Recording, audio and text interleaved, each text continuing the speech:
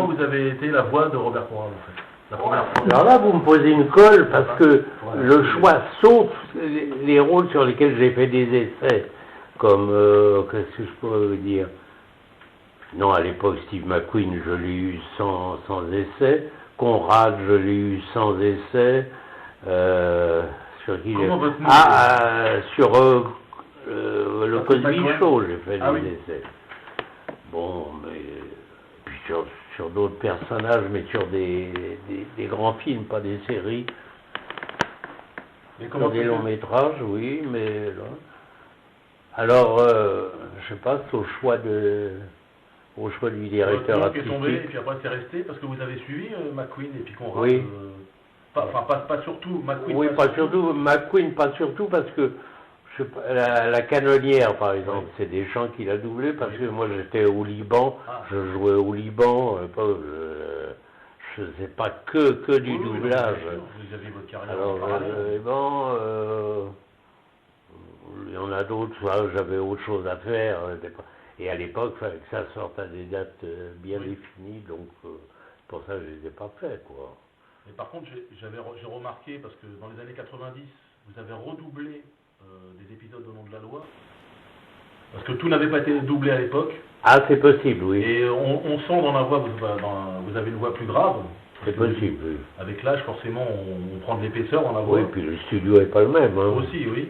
Mais vous avez été contacté à l'époque spécialement pour doubler ces épisodes-là? Oui. Parce qu'ils voulaient votre voix, sinon c'était pas chose random. Oui. Bon, c'est très bien. Je voulais savoir aussi parce que tout à l'heure vous parliez de Robert Conrad, que c'était pas un acteur. Oui, c'est pas un grand. Donc, vous avez vu la différence entre McQueen et Conrad? Oui, entre Au nom de la loi et les mystères et Conrad, les mystères de l'Ouest, il n'y a pas photo. Hein. Oui, bah oui. En tant que vous, mais il y en a d'autres que j'ai fait qui sont encore meilleurs. Hein. Par contre, j'avais une question justement parce étant donné qu'on fait partie du fan club, on a remarqué que je trouve meilleur. On a eu plusieurs versions. Si vous voulez, on a trouvé 2 ou 3 épisodes où la bande son n'est pas la même. Les dialogues sont dits différemment, mais avec vos voix. Ah bon? On a retrouvé ça, donc on voulait savoir comment ça pouvait se faire. Sur 2 épisodes, il y a 2 dialogues différents, mais avec les mêmes voix. Avec votre voix à vous et celle de Roger Rudel.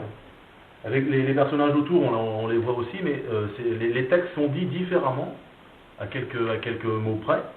Ah, ça, je serais curieux de l'entendre. Justement, on voulait justement profiter de cette occasion-là pour vous poser la question, mais bon, vous en rappelez pas. Est-ce qu'on aurait des imitateurs? Non, Rudel est plus de ça. Par contre, je voulais savoir si vous posiez... Comment vous posiez... vous deviez poser votre voix différemment sur Conrad que sur McQueen? Non, je crois qu'une voix, elle se pose en fonction du jeu d'un acteur. Est-ce que vous preniez une intonation particulière pour McQueen ou non? Vous parliez normalement? Non, je me souviens que les premiers McQueen, j'ai eu de longues discussions avec l'ingénieur du son. Parce que quand j'ai vu le premier épisode,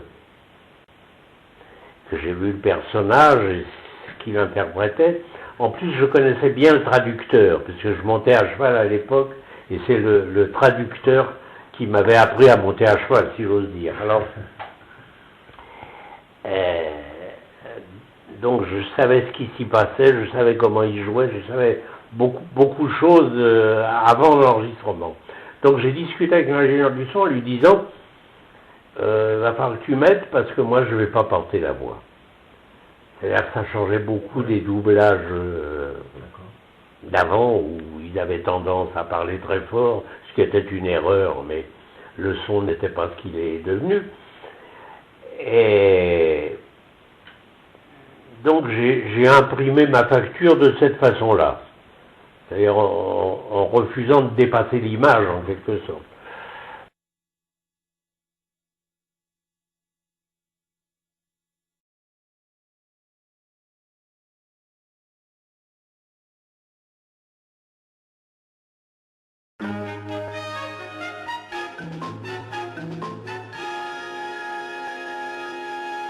Merci.